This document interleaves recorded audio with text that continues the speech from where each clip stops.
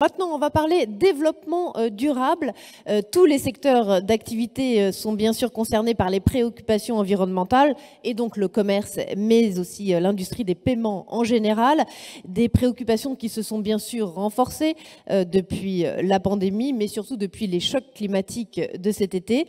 Nous allons donc voir au cours de cette première table ronde comment le commerce, l'industrie des paiements, l'écosystème CB se mobilisent en faveur de l'environnement. Donc, je vais demander aux 7 personnes qui participent à cette table ronde de me rejoindre.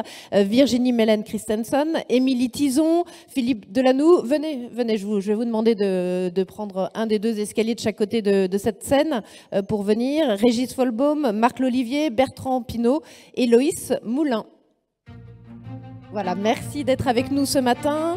Je vous laisse vous installer au centre. Bonjour, merci d'être là.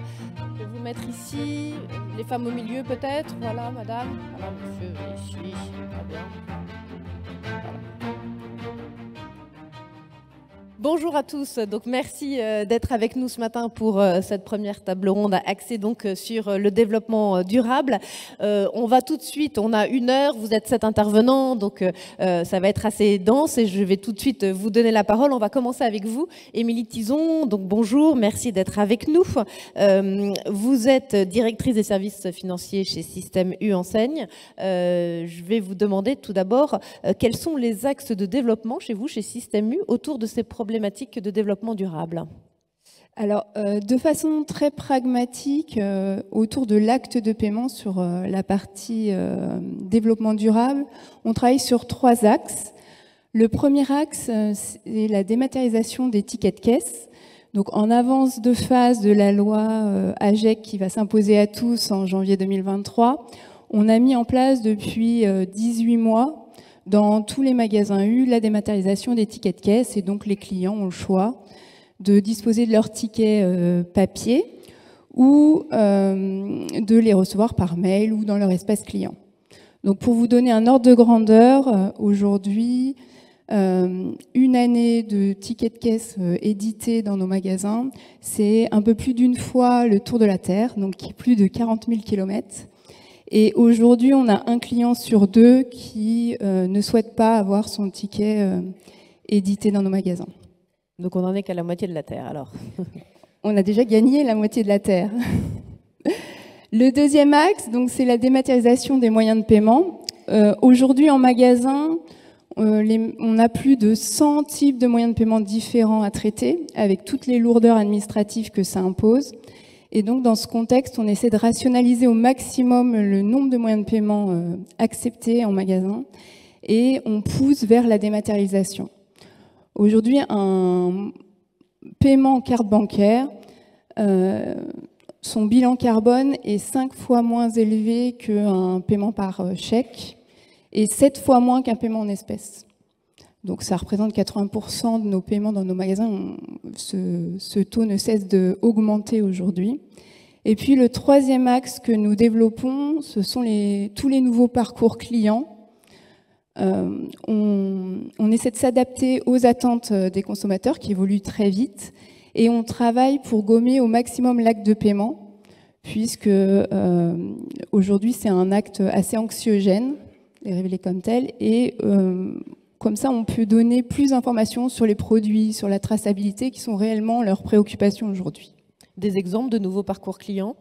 Alors, on travaille sur les parcours autonomes. On a développé une appli interne de paiement mobile couplée avec la fidélité. Et ça permet d'être reconnu partout chez U et d'innover sur tous les nouveaux parcours. Donc, le scan and go, tous ces nouveaux parcours, le lâcher de caddie, tout ça. Tous ces nouveaux parcours clients, cette dématérialisation, vous avez l'impression que c'est bien accepté par les clients? Est-ce qu'ils sont eux-mêmes proactifs? Est-ce que les Français aujourd'hui sont demandeurs? Et qu'en est-il aussi du côté des enseignes? Alors, sur la dématérialisation des tickets de caisse, on était en avance de phase.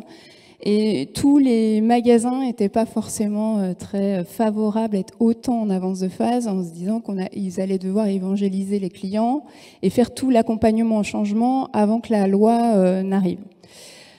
Et en fait, il s'est avéré qu'on répondait à une attente des clients et qu'un client, on lui laisse le choix d'avoir son ticket ou pas, plutôt que de l'avoir par défaut et de le jeter dans une poubelle 3 mètres plus loin, et bien en fait, ça répond à ce qu'il attendait. Donc aujourd'hui, on avait tablé au démarrage sur 20% de démat, et finalement, on est rapidement atteint plus de 50%, ce qui montre qu'on est allé au-delà même de toutes nos estimations. Donc on est ravis aujourd'hui. Quels freins vous identifiez encore ? Alors, on est dans un monde d'indépendants chez U, donc il y a toujours des récalcitrants à faire l'investissement avant que la loi arrive. Et donc, je pense que la loi AGEC qui arrive là va définitivement les convaincre par la réglementation. Très bien, merci Émilie Tison. On va voir maintenant du côté du secteur de la vente à distance avec Marc Lolivier, le délégué général de la FEVAD. Bonjour, merci également d'être avec nous ce matin. Quelle évolution du côté de la vente à distance pour être un peu plus éco-friendly ? Alors, bonjour à toutes et à tous, et merci au groupement de m'avoir invité aujourd'hui. Juste pour rappel, hein, la vente à distance, qu'on appelle maintenant beaucoup le e-commerce, mais qui reste de la vente à distance, c'est 42 millions de Français aujourd'hui qui commandent. On attend à peu près 140 milliards d'euros dépensés sur Internet au cours de 2022 pour à peu près 2 milliards de transactions. Donc, c'est vous dire que c'est devenu vraiment un secteur majeur dans les habitudes de consommation. Alors, ce que je voudrais dire par rapport à la RSE, c'est que c'est vrai que pendant longtemps, ça n'a pas été une priorité pour le secteur. Et les choses ont beaucoup changé. Aujourd'hui, on vient de faire une étude auprès des dirigeants de nos entreprises. Pour 90% d'entre eux, c'est devenu une des principales priorités. C'est dans le top 3 des priorités. C'est très récent ? Est-ce que c'est lié au dernier choc à la fois Non, ça a commencé un petit peu avant. Il y a une prise de conscience. Et je vais vous expliquer pourquoi. En fait, vous avez 3 raisons pour lesquelles il y a eu ce shift, ce changement qui s'est opéré. La première, c'est consommateur. C'est-à-dire qu'on voit effectivement chez consommateur une prise de conscience, une exigence vis-à-vis des sites Internet. Là aussi, on a des chiffres qui montrent que c'est devenu vraiment un critère de choix pour beaucoup de consommateurs. Et donc, il y a cette prise de conscience qui pousse les sites de e-commerce. Le deuxième élément, c'est les collaborateurs. C'est vrai qu'on a un secteur qui emploie beaucoup. On est sur certains métiers carrément en pénurie. Et donc, c'est aussi un élément d'attractivité pour les entreprises que de proposer effectivement des politiques RSE. Et puis, la troisième particularité à notre secteur, c'est que c'est un secteur jeune, c'est un secteur qui se développe beaucoup, qui a besoin de financement, d'investissement. Et c'est vrai que les investisseurs aussi, eux, tiennent compte de ce qu'on appelle les performances extra-financières. Et vous voyez, vous avez là 3 leviers qui sont finalement des formidables accélérateurs. Et puis, il y a autre chose également qui a changé, c'est le regard que portent aujourd'hui les sites de e-commerce sur la RSE. C'est-à-dire que pendant longtemps, j'écoutais madame, c'était perçu comme étant un peu une contrainte, quelque chose qui était subi, une obligation légale. Et aujourd'hui, on s'aperçoit que effectivement, la RSE peut aussi permettre d'améliorer la qualité de service et la performance des entreprises. Donc, il y a vraiment un mouvement qui a été accentué encore par la crise Covid. J'ai écouté le gouverneur. Je pense que c'est aussi une des conséquences de cette crise, c'est ce besoin de sens et ce besoin effectivement de répondre aussi à des défis aussi importants que le défi climatique. Alors concrètement, sur quel levier vous travaillez ? Parce qu'on sait que l'e-commerce est très consommateur d'emballage, et puis il y a la livraison, etc., etc. Alors, en fait, une politique RSE n'a de sens que si elle est globale, si elle est cohérente, si elle intègre l'ensemble des dimensions de l'activité. Et en fait, nous, on a 3 grands chantiers, 3 grands axes de développement RSE. Le premier, c'est l'offre, le numérique et puis la logistique. Alors, côté offre, ce qu'on voit, c'est effectivement des sites qui proposent de plus en plus des sélections de produits, alors soit des produits éco-responsables, soit des produits made in France. On a un mouvement qui est pour moi un des plus importants de ces dernières années, qui est le marché de la seconde main, qui est aussi très contributeur en termes de réduction de l'impact environnemental. Alors, on vient tout juste de sortir une étude pour le Black Friday et Noël. On a 50%, donc c'est une pratique majoritaire, des Français ont l'intention d'acheter un cadeau de seconde main à Noël. Et vous voyez, le rapport à la seconde main, au reconditionné, à l'occasion, est devenu quelque chose qui est vraiment fondamental. Même pour une occasion comme Noël. Même pour une occasion pour Noël. Et alors, on a même demandé aux gens, parce que non seulement s'ils souhaitaient offrir, mais si eux-mêmes préféreraient recevoir des cadeaux neufs ou de seconde main, eh bien, on a quand même 30% des gens qui disent, et la question était, je préfère avoir un cadeau de seconde main qu'un cadeau neuf. Et là, on voit qu'il y a une vraie conviction, un vrai choix qui est en train de se dégager. Donc, l'offre, c'est quelque chose de très important. On a ensuite la partie numérique, la partie data, c'est les data centers. Effectivement, c'est des activités qui consomment énormément d'énergie. Et là, on a deux axes. On a d'abord sur le front office, tout ce qui est éco-conception des sites, avec voilà, des optimisations, des temps de chargement de pages, etc. Et puis, les serveurs, et nos amis banquiers en utilisent beaucoup aussi pour nous.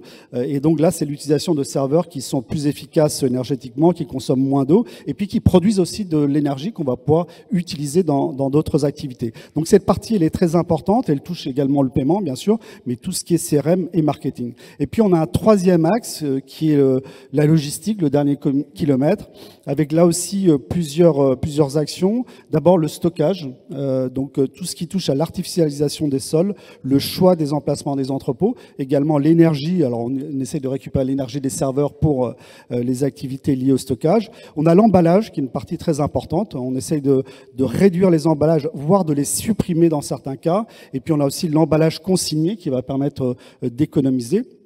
Et puis le dernier point important, parce que je suis sûr beaucoup à consommer aussi sur Internet, c'est les retours.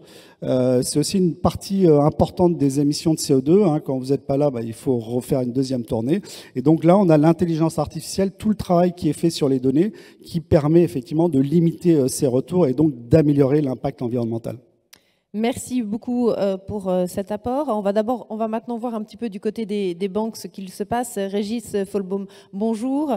Bonjour. Vous êtes à la direction du paiement de la Banque Postale, qui se positionne comme une banque citoyenne, engagée dans le développement durable. Quels axes de développement vous avez identifiés de votre côté?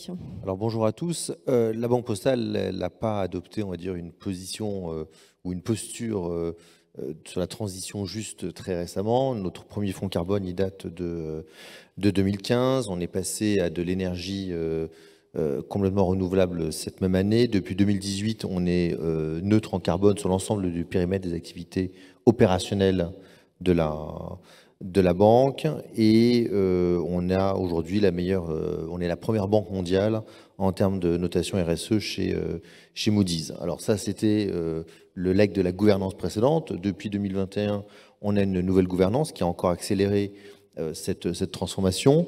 La transition environnementale inclusive est un des éléments qui est au cœur de notre stratégie. On s'est doté d'une raison d'être et on est devenu entreprise à mission dans ces derniers mois.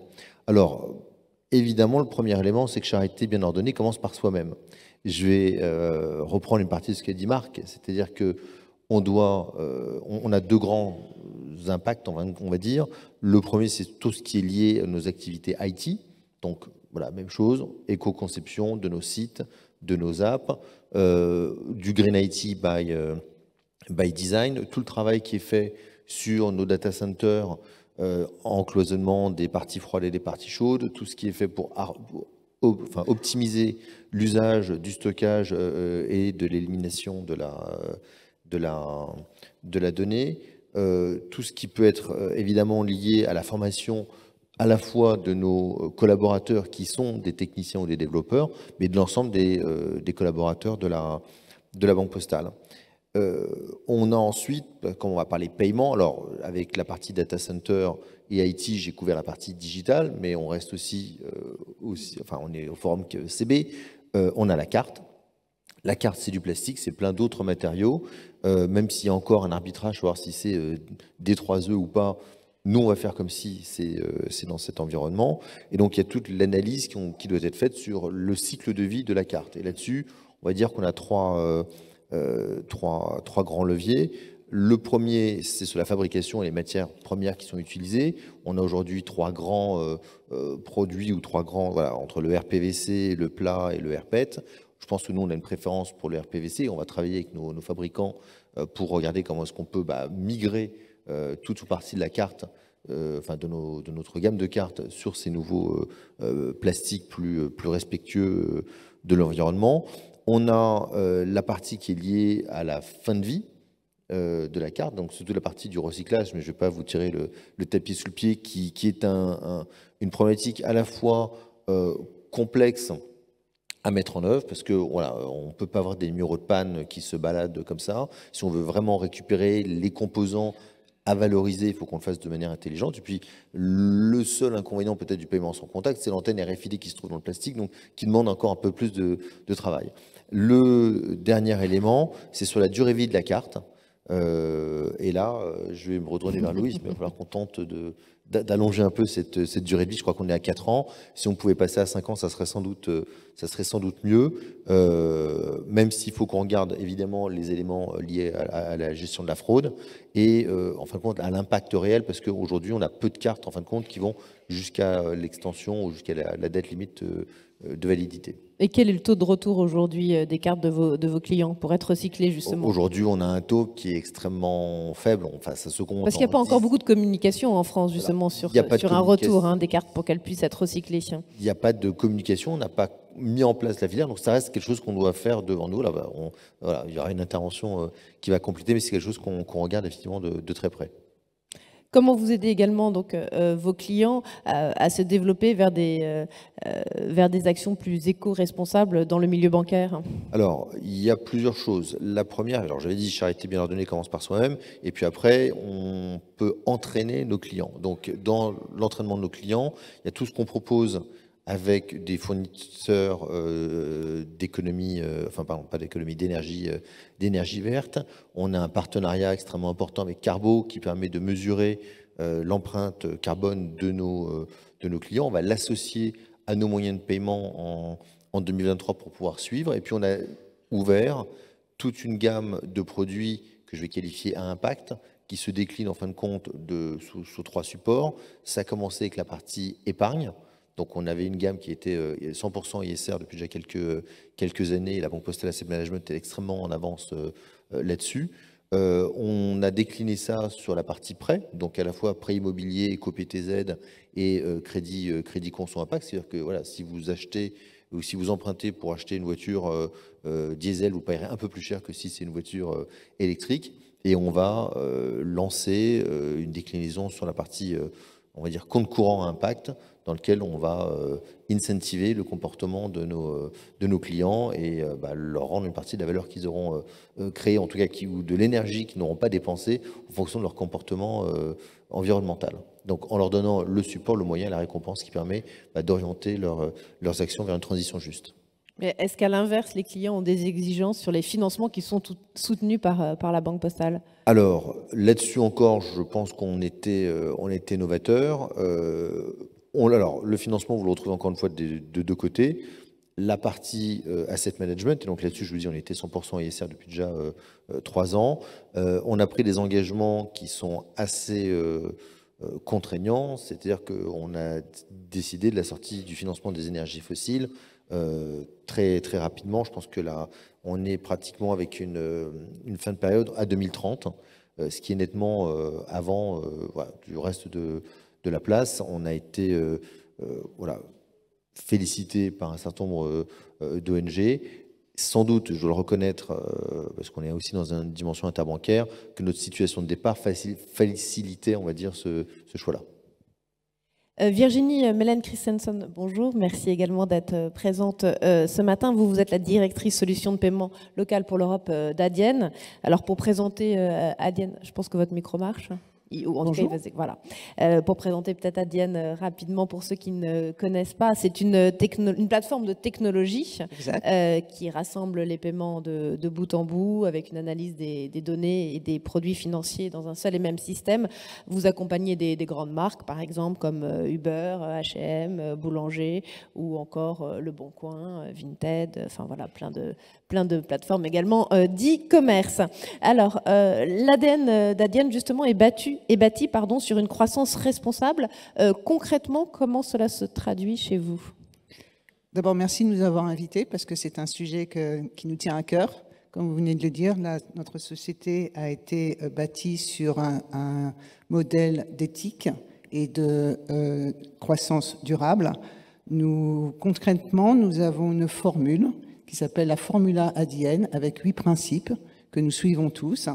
Et un de nos principes, c'est que nous faisons les bons choix pour établir une société éthique et pour permettre à favoriser la croissance durable de nos marchands.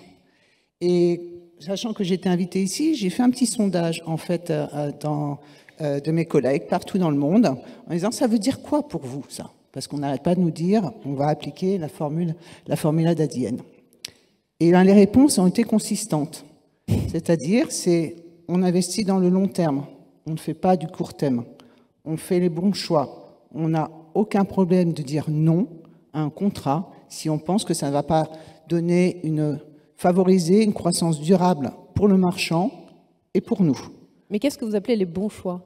Les bons choix, c'est qu'on peut décider de ne pas aller dans une verticale commerciale parce que ça ne correspond pas à notre philosophie ou ça ne va pas favoriser la croissance durable. Donc on dira non, on n'a pas de problème comme on dit en anglais, de walk out parce qu'on pense que ça n'est pas dans la philosophie de développement durable. On veut aussi apporter de la valeur et de la qualité. Donc on fait attention à tous ces critères lorsqu'on s'engage avec un marchand. Et quelles sont les problématiques développement durable qui reviennent le plus chez vos clients? Qu'est-ce qu'on vous demande le plus?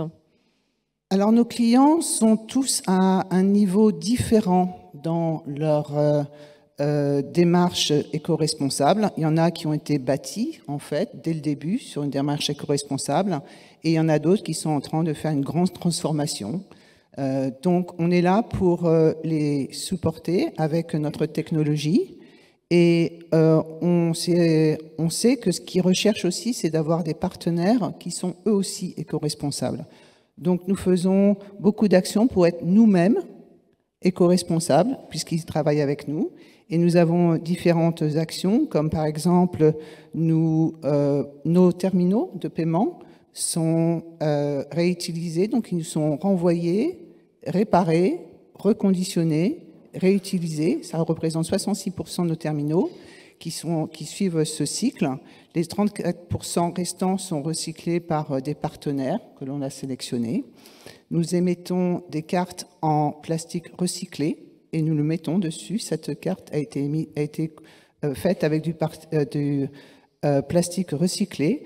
Nous-mêmes, en tant que société, nous sommes associés avec Southpol dès le début pour pouvoir calculer notre empreinte carbone et nous rachetons notre empreinte carbone. En 2019, nous avons racheté toute notre empreinte carbone depuis la création de la société en 2006 et chaque année nous continuons. Donc nous pouvons assurer nos marchands et nos clients que nous sommes une société éco-responsable. Donc s'associer avec nous leur permet, eux, de pouvoir justifier leur empreinte carbone. Est-ce que vous estimez aujourd'hui qu'il y a suffisamment ou pas assez d'obligations réglementaires pour aller un peu plus loin? Vous vous dites trop. La réglementation est essentielle. On a besoin d'avoir une réglementation pour pouvoir faire les bons choix et pour pouvoir être dans la durabilité. Nous respectons la réglementation, nous accompagnons la réglementation et nous accompagnons nos marchands pour qu'ils puissent suivre la réglementation. Et nous continuerons. C'est essentiel d'être transparent pour pouvoir durer. Bertrand Pinault, je pose cette question de la réglementation parce qu'on a l'impression finalement à vous écouter tous que les clients, les citoyens, les Français, puisqu'ici là nous sommes en France, poussent beaucoup à l'évolution ces derniers mois, ces dernières années de toute cette réglementation et autour de ces préoccupations environnementales. Vous êtes le délégué général de Mercatel. Comment le commerce physique s'adapte?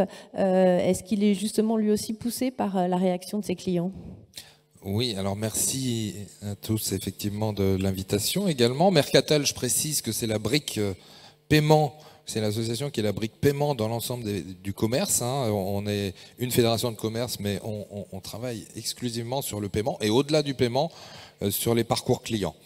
Donc à ce titre, on est effectivement au cœur de la transformation des paiements et le commerce physique, ça a été dit plusieurs fois, le contexte est caractérisé par une grande incertitude, une grande difficulté pour le commerce physique. Le e-commerce se développe chez tous les acteurs, il y avait les pure players, mais maintenant chez l'ensemble des acteurs du commerce, ça a été effectivement une des grandes transformations de cette phase Covid. La digitalisation des commerces a été une obligation presque Et puis, ça n'a pas été seulement le e-commerce, ça a été, Émilie l'a dit, il y a aussi une grande vague de numérisation des entreprises. Il y a l'automatisation de tout un tas de flux de paiement qui intervient également chez les commerçants et qui est rendu possible à la fois par les innovations technologiques et par la réglementation qui a ouvert les API qu'on connaît bien dans la DSP2 et qui permet là aussi de faire un certain nombre d'automatisations, de modernisation des entreprises de presse, des entreprises de commerce, pardon, et de les accompagner dans des nouveaux parcours clients. Parce qu'effectivement, cette phase que l'on a traversée et qui va continuer amène les commerçants à se renouveler dans leur parcours client et dans la manière d'appréhender à la fois les consommateurs, mais aussi leurs magasins. Comment vous les accompagnez, vous, justement, ces commerçants, dans cette adaptation? Parce que ça va vite, hein. Ça va très vite en ce moment. Oui, ça va très très vite. Alors, j'ai cité la... Donc j'imagine que toute cette phase d'accompagnement est aussi quelque chose d'assez complexe à faire. Voilà, j'ai cité le mot-clé de ce matin qui était incertitude, le gouverneur l'a dit, mais il y a le second terme qui est la complexité des paiements, avec un foisonnement d'initiatives technologiques qui n'est pas facile à appréhender par les commerçants, et c'est notre rôle, Mercatel, de décrypter un petit peu cet environnement technique et réglementaire d'ailleurs, parce qu'il y a un certain nombre, ça vient d'être évoqué, d'initiatives réglementaires qui poussent effectivement à la numérisation d'un certain nombre de process. On a déjà parlé la loi AGEC pour ce qui est du paiement, je vais me limiter au paiement, la loi AGEC est beaucoup plus large que le paiement, mais effectivement dans la loi AGEC, le ticket de caisse est quelque chose qui va dans le bon sens, et même si on attend toujours le décret d'application, et beaucoup de commerçants et entreprises, notamment dans l'alimentaire, sont d'ores et déjà conformes et à cette mesure ou à son esprit. C'est encore plus vrai pour celles qui sont dotées d'automates d'ailleurs. Donc on les accompagne effectivement dans le décryptage à la fois technique et réglementaire. Expliquez-nous peut-être en quelques mots ce qu'il y a dans la loi AGEC pour que tout le monde en dessine bien, on voit bien les enjeux et les contours. Alors la loi AGEC, c'est que le client, c'est la non-obligation d'impression du ticket de caisse. L'impression du ticket de caisse n'est plus systématique, ticket de caisse et ticket carte. Par contre, le consommateur peut toujours avoir la possibilité de demander, s'il le souhaite, à disposer de ce ticket. Donc le commerçant doit mettre à niveau ses systèmes d'encaissement pour permettre cette non-impression systématique du ticket et la digitalisation de ce ticket éventuellement, c'est pas une obligation, mais il peut fournir également à son client la possibilité d'avoir son ticket de caisse sous une forme dématérialisée. Marc Lolivier parlait à l'instant du développement de la seconde main. Est-ce que c'est un usage que vous voyez aussi énormément se développer, un nouveau modèle?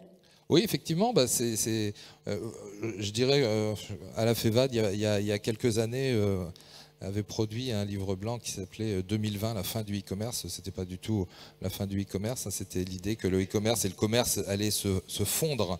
Et tous ces parcours qu'a évoqué Marc, on les retrouve dans le commerce physique, l'économie circulaire.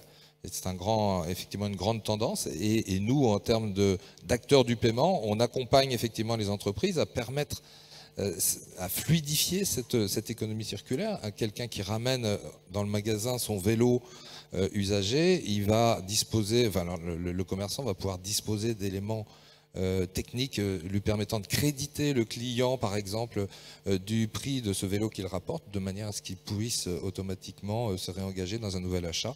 C'est des parcours clients innovants de cette manière, de cette nature que l'on cherche à accompagner en décryptant et en décomplexifiant tous ces nouveaux moyens de paiement qui sont effectivement très nombreux et parfois complexes à appréhender pour les commerçants. Et des moyens de paiement digitaux qui sont aussi consommateurs d'énergie. Philippe Delanoux, bonjour. Merci également d'être avec nous. Vous êtes, vous, le président de l'AFPC. C'est le secteur des industriels de la carte à puce, donc vous représentez à travers ce syndicat. Il y a une charte environnementale qui existe au sein de votre secteur depuis une quinzaine d'années. Vous avez donc été plutôt précurseur. Oui, c'est une surprise, n'est-ce pas? Bonjour à toutes et tous et merci à CB de donner la parole aux industriels.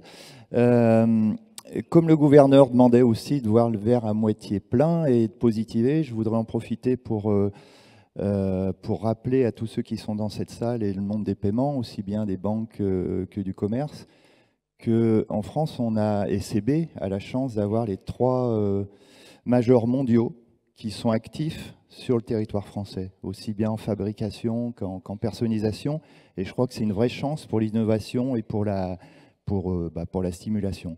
Voilà, donc effectivement, quand l'EIS est venu nous proposer de participer à cette table ronde, il y a eu un débat parce qu'on n'est pas un syndicat, on est une association et on est une association de confrères auquel il arrive d'être concurrent.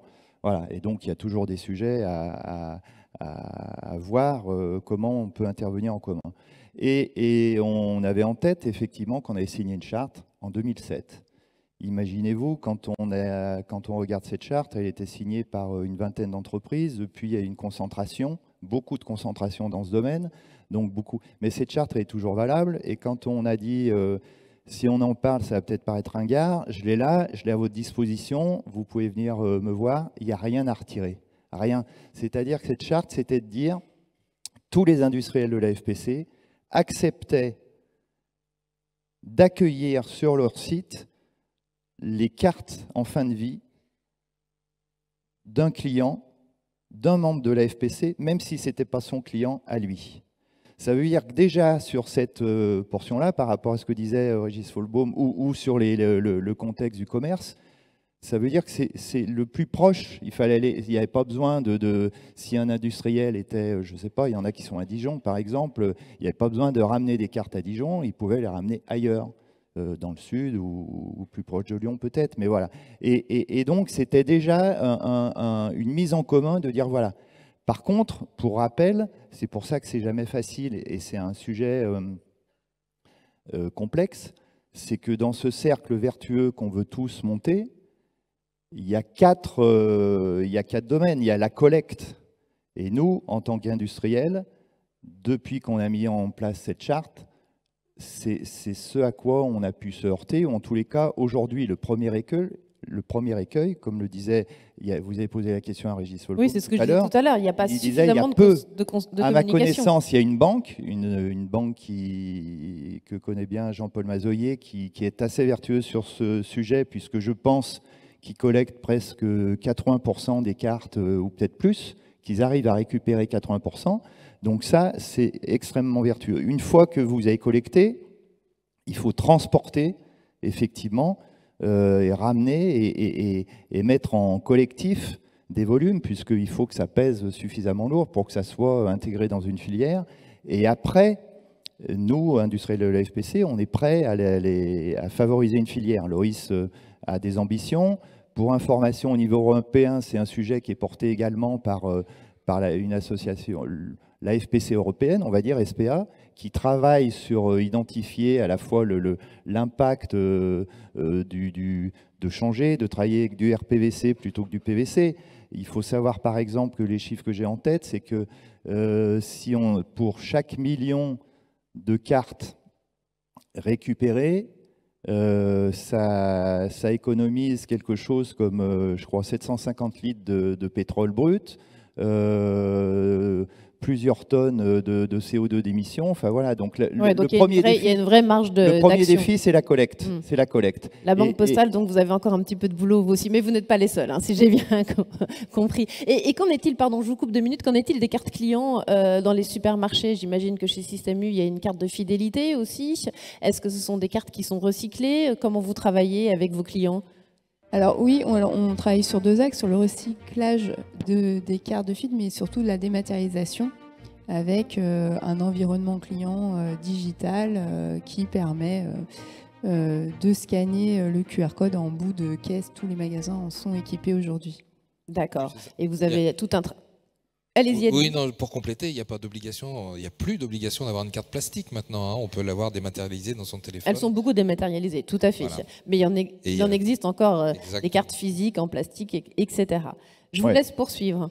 Non, oui, c'est possible de l'avoir dans le téléphone. Dans le téléphone, c'est pas. On s'interrogera aussi sur les émissions de CO2 avec tout ce qui se passe et les échanges voilà. Mais une carte, il y a un attachement à la carte. Enfin, on ne va pas faire des combats d'arrière-garde, mais tout le monde sait que vous êtes tous là, même si on est tous plutôt modernes. Tout le monde est attaché à la carte et à cette sécurité que ça offre, où il n'y a pas besoin d'un réseau ou d'une batterie pour payer. Mais voilà, je regardais les chiffres, 1 million de cartes. recyclé, c'est 795 litres de pétrole brut sauvés quand même. Hein, voilà.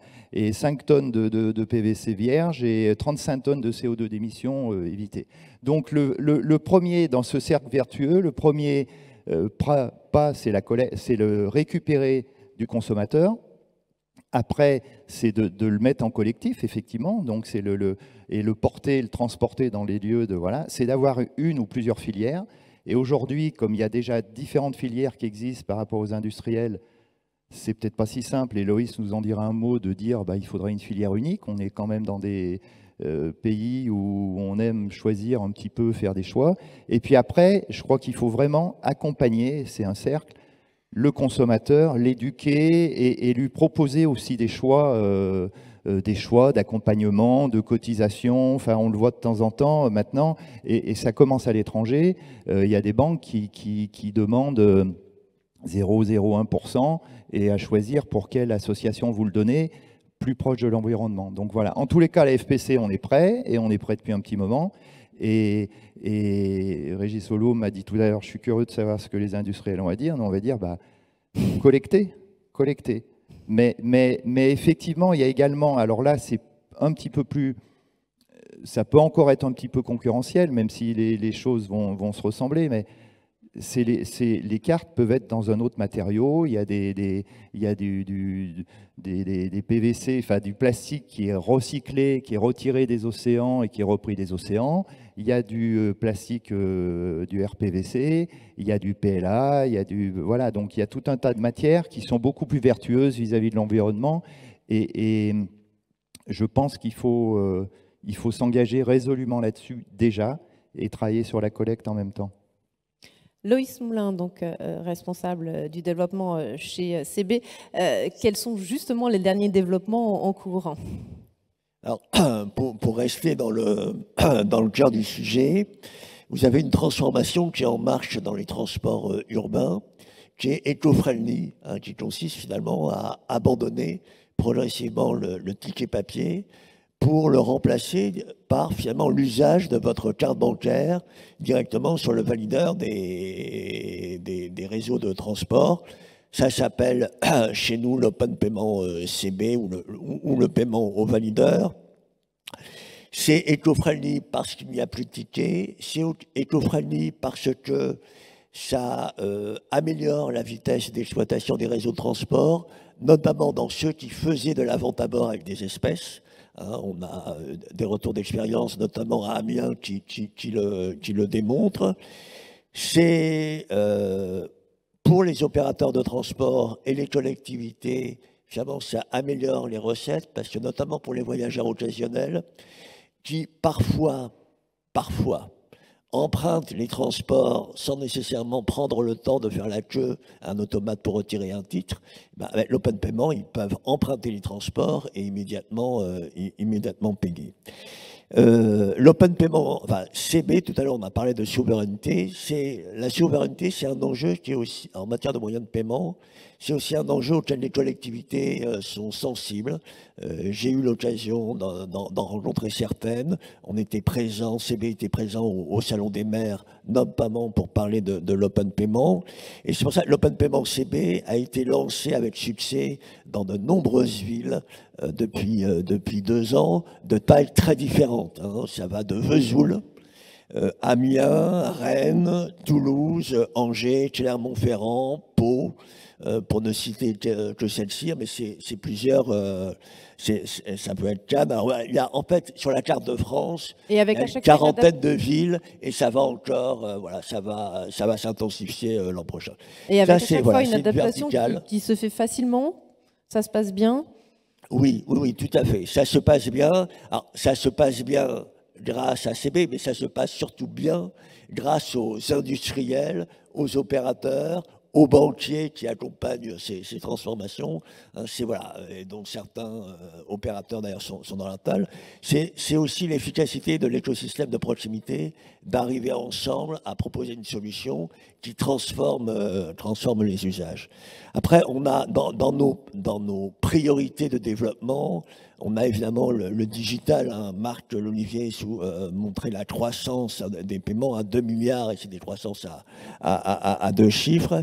Et il faut trouver en permanence le bon compromis entre la sécurité, le taux de conversion, le taux de fraude. Si CB veut rester le moyen de paiement préféré qu'il est aujourd'hui à la fois des consommateurs et des commerçants, eh ben, cet ajustement, c'est quelque chose sur lequel on doit agir en permanence. Alors, on l'a fait avec le Faster by CB et tous les programmes de lutte contre la fraude qu'on a mis en œuvre dans le cadre de la BSP2, mais ça n'est pas suffisant parce que c'est un sujet permanent. Et donc, on va lancer en 2023 un nouveau service qui adresse plus particulièrement les solutions one-click et les paiements récurrents, les abonnements, qui s'appelle mise à jour MDC-CB, hein, mise à jour données cartes CB, et qui vise finalement à améliorer la fluidité de ces opérations, qui va être déployée, donc généralisée dans le cours de l'année. Et les paiements récurrents, le one-click, c'est une part de plus en plus importante de nos volumes. Tout à l'heure, on a parlé de l'économie de l'usage, hein, qui se développe. Usage égale abonnement, abonnement égale paiement quelque part récurrent. Et donc, ce type de service est absolument important pour ces paiements. En 2024, on parlera de tokenisation. Dans le commerce physique, on a aussi des nouveaux parcours, hein. On a des terminaux de paiement, mais on va avoir des nouveaux terminaux de paiement, hein. C'est-à-dire directement le smartphone du commerçant va pouvoir devenir le terminal de paiement du commerçant. Plus besoin d'un terminal supplémentaire. Donc on peut aussi considérer que c'est quelque part une démarche favorable à l'environnement. Ça s'appelle le SoftPOS CB. C'est beaucoup de cas d'usage différents, depuis les enseignes traditionnelles, mais également, ça peut aussi également être sur les marchés pour les commerces itinérants. C'est en expérimentation en 2022 et ça va être proposé par les banques à leurs commerçants en 2023. Tout à l'heure, on a aussi parlé des 7 milliards de paiements sans contact. Aujourd'hui, le paiement sans contact, c'est jusqu'à 50 €. Parce que le paiement sans contact en France, c'est sans contact et sans code confidentiel. Progressivement, on va pouvoir faire du sans contact au-delà de 50 € avec le code confidentiel. Et c'est quelque chose qui commence à se déployer avec ces fameux terminaux dont je parlais, les SoftPOS, mais ça va aussi arriver sur les terminaux traditionnels. Et l'objectif, finalement, c'est de généraliser le paiement sans contact. Et quelque part, moins la carte est utilisée en mode contact, moins la carte est introduite dans un lecteur, plus elle est durable, et donc plus on va pouvoir éventuellement étendre sa durée de validité. Et en termes de sécurisation du paiement, le SoftPOS, à partir donc du smartphone du magasin, du commerçant, c'est assez sécurisé? Alors, c'est dans l'ADN de CB, la sécurité, c'est évidemment une constante depuis 1984. Et la réponse, c'est oui. Cette idée d'utiliser le téléphone portable du commerçant, elle existe depuis des dizaines d'années. Au début, d'ailleurs, on avait eu des demandes pour arriver sur le marché français. On avait dit non, ça n'est pas sécurisé. Depuis, le paiement mobile est arrivé, les smartphones se dotent d'éléments de sécurité, et donc il y a aujourd'hui un consensus international pour dire que ça devient possible d'utiliser directement le smartphone du commerçant sans add-on supplémentaire, sans un lecteur de carte, sans un clavier supplémentaire. Et voilà, on va avoir, là on a chacun, CB, on a une certification sécuritaire, elle va devenir internationale l'an prochain. Donc oui, voilà, notre objectif, c'est de proposer un paiement sécurisé et de confiance. Un CB, c'est une marque de confiance et ça a vocation à le rester. Bertrand Pinault, ça c'est demandé par les commerçants? Alors oui. Alors, faut distinguer, hein. Tout ce qui est SoftPOS ne va pas arriver demain chez Émilie et dans d'autres grandes structures comme ça, mais ça couvre une partie du besoin des commerçants, effectivement, qui demandent plus d'agilité et plus de facilité d'accès à ces terminaux. Mais je pense qu'il n'y a pas que les commerçants, il y a aussi les artisans, toute une partie de salariés qui travaillent en mobilité. La Banque Postale, pour le compte du groupe La Poste, est en train de finaliser un pilote. on devrait équiper au premier trimestre 2023 1 millier de facteurs qui ont déjà des terminaux, des smartphones qui vont être convertis en terminaux d'acceptation de paiement avec du PIN sur ce smartphone. Et notre ambition, c'est d'être capable d'équiper les 80 000 facteurs de France d'ici la fin de l'année 2023. Marc L'Olivier, peut-être quelques chiffres aujourd'hui sur la croissance de l'e-commerce pour qu'on ait un petit peu un panorama aussi, c'est important. Alors, c'est compliqué. Ah. C'est compliqué, quelqu'un a parlé d'incertitude. On est sur un secteur qui continue de croître, mais c'est vrai que le Covid a un peu bousculé les choses, puisqu'on a eu, pendant la période Covid, une espèce de dérèglement. En fait, on a un secteur qui a une croissance régulière depuis maintenant 20 ans, autour de 10-15%. Avec le Covid, ce qui s'est passé, c'est qu'on a eu une très forte progression des ventes de produits, puisque les magasins étaient fermés, donc il y a eu un transfert qui s'est opéré des magasins vers Internet. Ça a provoqué une accélération extraordinaire de la digitalisation des magasins. Alors, je ne suis pas en train de dire que les magasins ont découvert le e-commerce à l'occasion du Covid, mais c'est vrai que les investissements, on estime qu'on a gagné à peu près 4 ans. En 2 ans, on a fait à peu près 4 ans de croissance. Et en même temps, on avait les services. Il ne faut pas oublier que dans les 140 milliards, c'est moitié produits, moitié services, qui étaient en chute très brutale. Et aujourd'hui, ce qu'on a, c'est un petit peu le contre-coup de cette montée très, très rapide des produits. Donc, on est plutôt en redescente avec la réouverture des magasins. Et on a les services qui montent très fort, notamment avec les voyages. Et donc, on a une espèce de boucle avec les produits qui étaient montrés très haut et qui redescendent. Et puis, des services qui étaient tombés très bas et qui remontent. Et on est en train de retrouver un petit peu la normale. Et on va retrouver un rythme de croissance autour de 10% qui va continuer d'être porté effectivement par cette digitalisation des magasins, ce multicanal, et dans lequel d'ailleurs le paiement joue un rôle tout à fait fondamental, puisqu'aujourd'hui, finalement, avant on achetait soit en magasin, soit sur Internet. Aujourd'hui, souvent l'achat en magasin, il commence sur Internet. On va sur le site de l'enseigne, ensuite on va en magasin, et puis après on se fait livrer. Donc il y a vraiment une interpénétration très forte et qui est voulue par le consommateur. En fait, ce qui a changé, c'est le parcours client. Le client, c'est le même, c'est le parcours client qui a consommé. Et je voudrais en profiter pour dire d'ailleurs qu'on a beaucoup parlé des initiatives des entreprises, et je pense que les entreprises ont un vrai rôle à jouer dans ces avancées éco-responsables.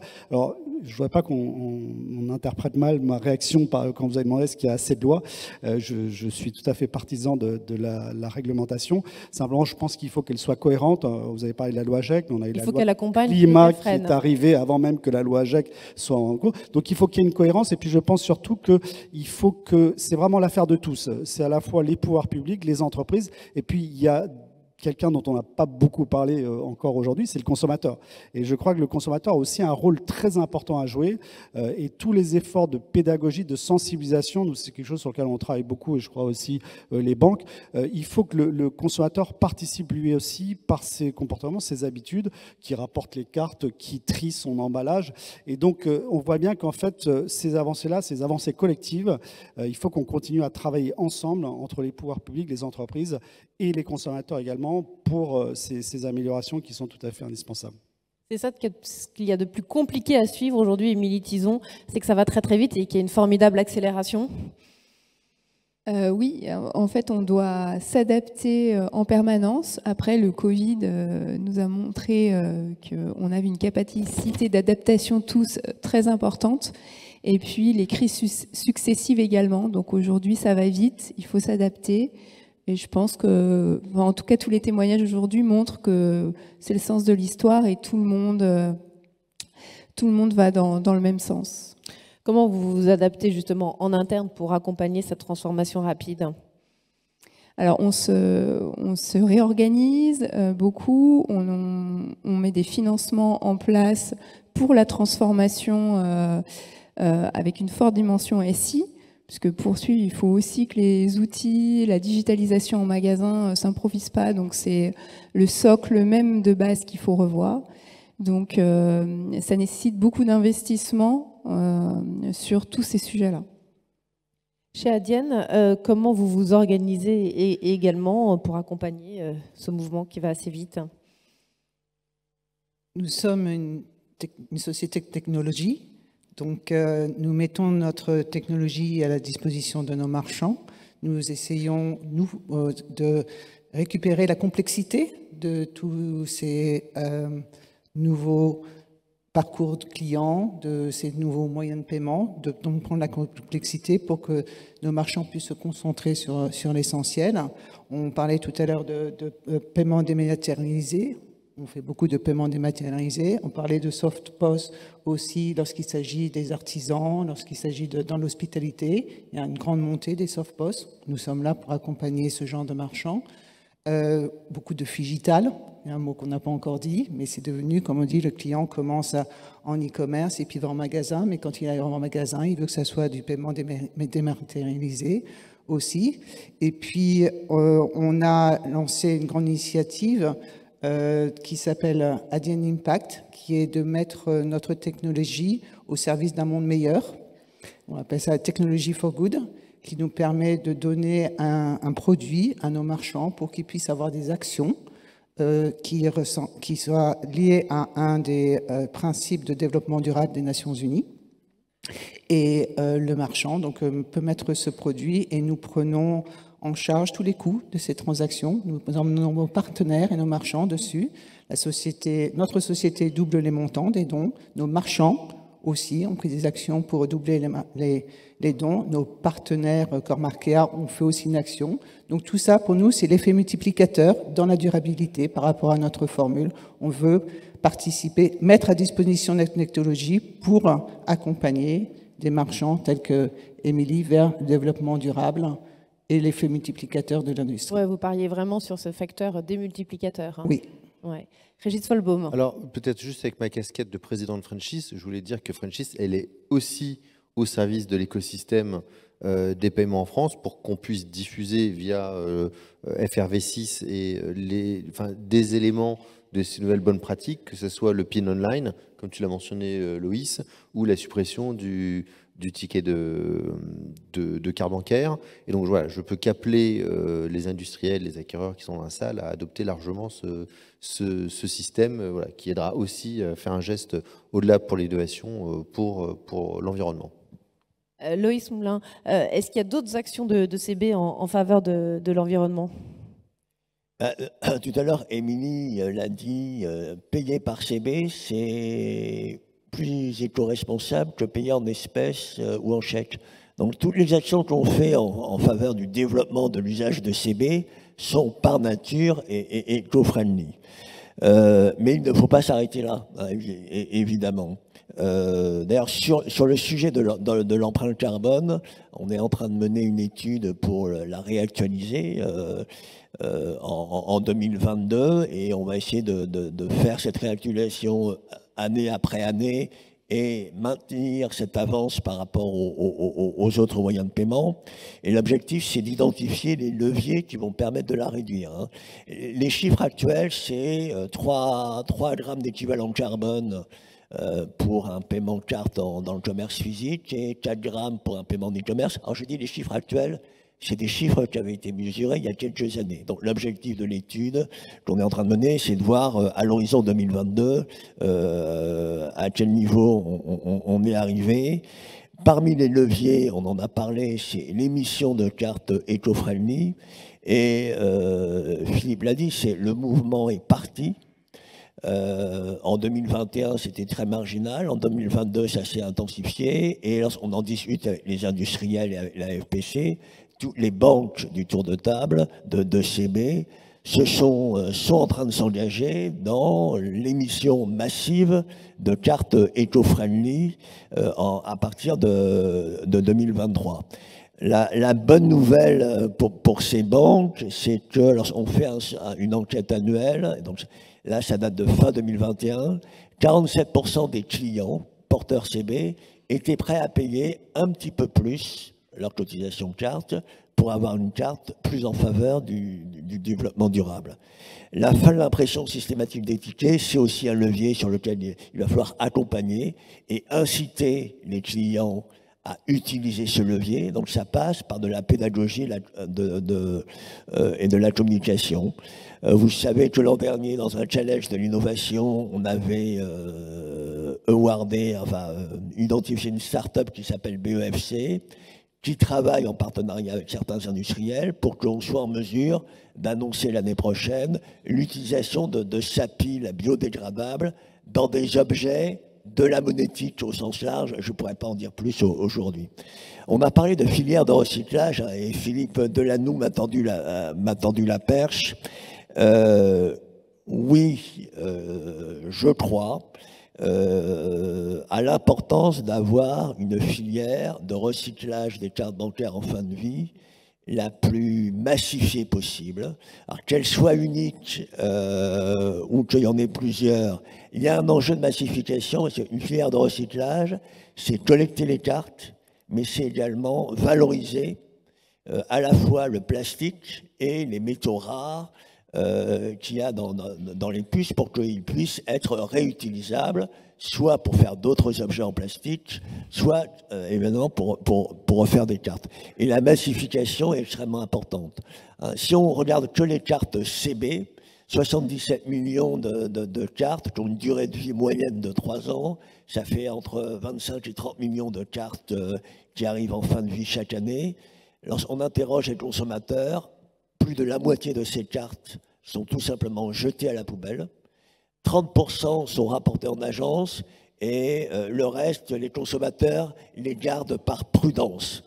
Alors que c'est une carte qui, a priori, voilà, c'est comme voilà, l'or qu'on Ils la tombait, mettent sur leur matelas. voilà.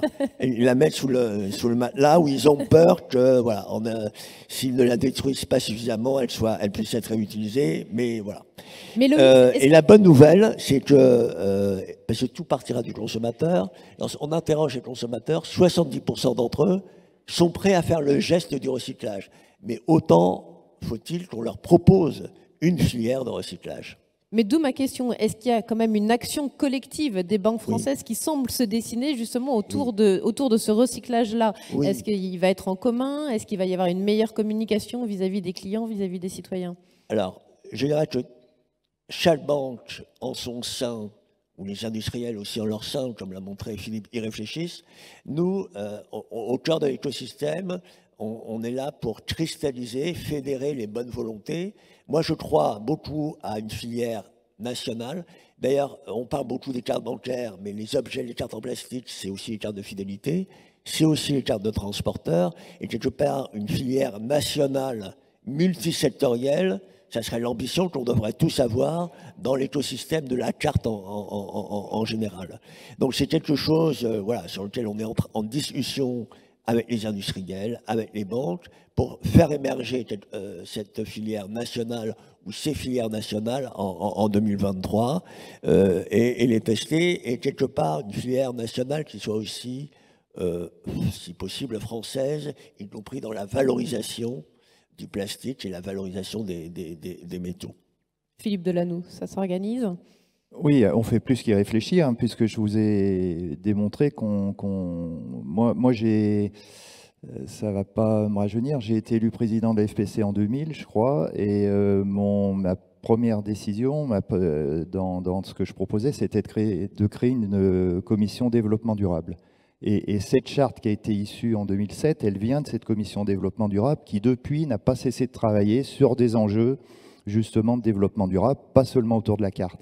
Mais encore une fois, le sujet de la collecte est primordial et de l'accompagnement du consommateur. Alors, je sais qu'il faut aider et on voit bien que pour nos parents, mettre des piles ou ils les jetaient dans la poubelle. Aujourd'hui, je pense qu'il y a peu de personnes qui ont ce geste de jeter des piles ou des néons ou des choses comme ça dans des poubelles. Ils se sentent pas responsables et ils ont une gêne. Donc si le jour où effectivement on peut proposer, et encore une fois, une grande banque française le fait avec succès depuis des années et recollecte 8 à 9 dixièmes des cartes émises, c'est impressionnant. Donc il doit avoir des sujets aussi probablement, et que souvent, les banquiers s'interrogent ou réduisent le nombre de DAB ou de GAB. Les ATM peuvent être une manière de collecter des cartes périmées, probablement. Enfin, je ne sais pas, ça peut être un business model additionnel là-dessus. Et nous, les industriels, on recycle déjà, puisqu'on le fait pour le compte de certains clients, mais surtout, il y a des gâches dans nos activités. Il y a des gâches, il y a des produits qui sont en fin de vie, que des banquiers disent bah, on propose plus visuel et tout, et donc on a déjà nos filières de recyclage. Donc par rapport effectivement à ce que dit Loïs, l'enjeu c'est de massifier. Et aujourd'hui, avant de venir, j'avais fait une petite étude. Je pense que, enfin, on avait toujours cette commission durable qui travaille très bien au sein de la FPC. On a facilement, nous, une quinzaine d'acteurs différents déjà en France sur ce sujet-là, parce que il y a des choses qui sont un petit peu disparates. Voilà. Donc l'enjeu, il est de se parler. Comme toujours, il y avait quelque chose de plus fort. Enfin, on est plus fort ensemble, quoi. Voilà. Et c'est l'enjeu de CB aussi, je pense. Et parmi les cartes en circulation aujourd'hui, quelle est la part des cartes qui sont faites à partir de matériaux qui ont été recyclés? C'est encore marginal. Ça vient je pense qu'au niveau des catalogues des industriels, il y a 30 à 40% de cartes qui sont proposées comme ça. Elles sont pas. Après, il faut aussi une acceptation. Et comme tout changement, comme toute innovation, je sais qu'il y a une petite réticence que j'entends pas ici autour de cette table, et tant mieux, mais de dire ah bah oui, mais du PVC recyclé, est-ce que la couleur va être exactement pareille? Est-ce que ça va être tout à fait voilà, il faut comme quand on a accepté le papier, il était moins blanc, un petit peu différent. Donc il y a des sujets d'accompagnement, il y a de la communication, il y a un besoin de communication, et c'est pour ça que cette table ronde peut-être peut amener à aller un petit peu plus loin en discutant ensemble. Ouais, Virginie Mélène Christensen, vous regardez atterrir en disant quoi? Un changement de couleur, ça peut poser un problème. Bah oui, parfois, effectivement. Oui, parfois, mais nous, comme on a pris dès le début la décision d'émettre nos cartes en plastique recyclé, notre couleur était déjà sur des plastiques recyclés. Donc, mais c'est intéressant de voir ça. Merci. Loïs Moulin, on continue un petit peu de passer en revue le développement de CB en faveur de l'environnement. Est-ce qu'il y a d'autres actions que vous souhaitez nous présenter aujourd'hui? Alors, on est une entreprise du tertiaire, alors même si on est une PME, donc on a aussi notre propre programme en termes d'entreprise. C'est déjà calculé notre empreinte carbone, et ça va être fait d'ici la fin de l'année. C'est sensibiliser nos collaborateurs. On a fait un séminaire qui s'appelle MyCO2 avec un partenaire pour sensibiliser les collaborateurs à ces démarches qui seraient bien accueillies, et ensuite susciter aussi de l'engagement. Après, pour revenir sur l'écosystème, entre tout ce qu'on fait pour favoriser. Tout à l'heure, Philippe disait, il peut y avoir des réticences. Il y a aussi des normes de sécurité et de durabilité autour des corps de cartes. Et on accompagne les industriels pour faire évoluer nos normes, justement pour faciliter. Nous, d'une manière générale, on doit être un facilitateur de toute cette démarche éco-friendly. Un CB, c'est déjà le moyen de paiement de confiance des consommateurs, économique pour les professionnels, sécurisé. Il faut aussi qu'il soit le moyen de paiement éco-friendly du consommateur et du commerçant. Et que voilà, choisir CB, c'est choisir un moyen de paiement éco-friendly, français et souverain. Vous parliez d'empreinte carbone. Marc Lolivier, est-ce que les entreprises de votre secteur travaillent beaucoup autour de leur empreinte carbone, justement? Est-ce que c'est un axe de développement et surtout de communication qui devient de plus en plus important aujourd'hui? Alors les deux, c'est effectivement un axe de développement, et comme je le disais tout à l'heure, c'est vrai que ce qui a changé, c'est qu'on s'aperçoit qu'il y a véritablement des opportunités à travailler sur ces sujets-là. Je vous parlais par exemple tout à l'heure de l'emballage. Le fait de réduire les emballages, ça permet de faire des économies sur le carton, ça permet de faire des économies sur le transport, et ça permet d'avoir des clients qui sont plus contents, parce qu'on n'est jamais, de plus en plus, les clients n'acceptent pas d'avoir un petit produit dans un gros paquet. Donc vous voyez, c'est ça le changement de mentalité, c'est aujourd'hui pouvoir effectivement percevoir ces avancées comme à la fois des innovations au service, bien sûr, de la RSE, mais aussi du client et de l'environnement. Il y a un point très important, je crois, dans ce sujet-là, et ça a été d'ailleurs évoqué, c'est celui de la mesure. Et on a besoin pour ça, à la fois pour les entreprises, pour mesurer leur progrès, d'avoir effectivement, et l'ADEME joue un rôle important, mais c'est vraiment important qu'on progresse aussi dans les instruments de mesure, à la fois pour les entreprises, pour mesurer effectivement le bilan des actions qu'elles mènent, mais aussi pour les consommateurs. Je crois que c'est aussi un moyen de responsabiliser le consommateur. Nous, on travaille par exemple sur des sujets comme l'éco-score, pour permettre finalement aux consommateurs, je crois qu'il ne faut pas le culpabiliser, il ne faut pas lui dire c'est pas bien, commande pas de la livraison express, mais il faut lui permettre d'exercer des choix et de savoir effectivement si, en fonction d'un certain nombre d'arbitrages, et surtout d'être transparent vis-à-vis de lui. Et donc ça pose la question effectivement de la mesure de ces bilans carbone, qui à mon avis est aussi quelque chose de tout à fait essentiel, qui implique à nouveau, et on le voit aujourd'hui, c'est une chaîne de valeur. Donc il faut à la fois les commerçants, les banques, les transporteurs, les logisticiens. Il faut qu'on arrive à travailler ensemble. Et la difficulté parfois, c'est aussi d'organiser ce dialogue. C'est vrai que CB joue un rôle important, par exemple, dans le lien qu'on peut avoir avec les banques, puisqu'ils permettent effectivement de faciliter aussi ce dialogue en jouant un peu un rôle de hub. Et donc là aussi, la qualité du dialogue entre les différentes parties prenantes, à mon avis, est une des clés du succès et de la réussite des actions et des stratégies RSE. Vous sentez qu'il y a quand même encore des réticences aujourd'hui à communiquer autour de cette empreinte Non. carbone, ou c'est vraiment... Non, je crois que... rentré. Alors, ce qu'il faut éviter, par contre, c'est le greenwashing. Donc, il y a aussi la conscience qu'aujourd'hui, il y a une vraie exigence et des gens qui font ça très bien, qui vérifient les allégations. Il y a aussi une réglementation prévue pour cela. Et je crois qu'il faut aussi que les entreprises fassent attention, parce que ce qu'on appelle le backlash, c'est-à-dire que si vous commencez à raconter n'importe quoi dans l'environnement, vous allez être très vite identifié, et là, ça va se retourner contre vous. Donc il faut le faire de manière sérieuse, rigoureuse, sincère, et il y a une attente des consommateurs qu'il ne faut pas décevoir. C'est-à-dire qu'il vaut mieux que vous fassiez rien plutôt que vous prétendiez faire des choses que vous ne faites pas. Et donc là aussi, il y a un contrôle qui est exercé.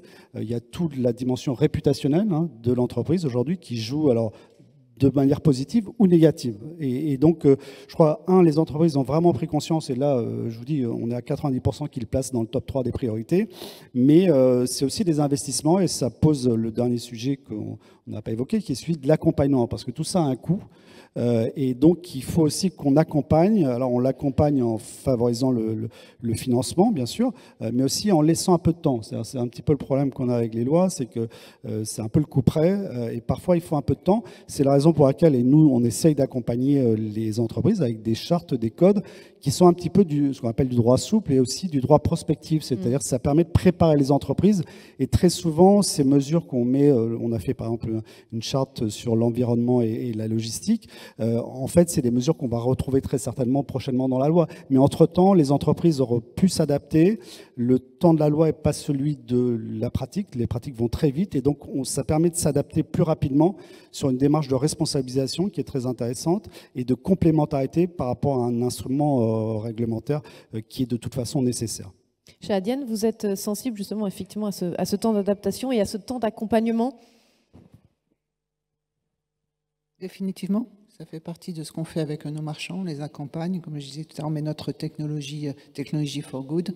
On est là pour enlever la complexité, être sûr qu'on rentre dans les réglementations, et puis aussi faire des actions pour le développement durable avec nos marchands.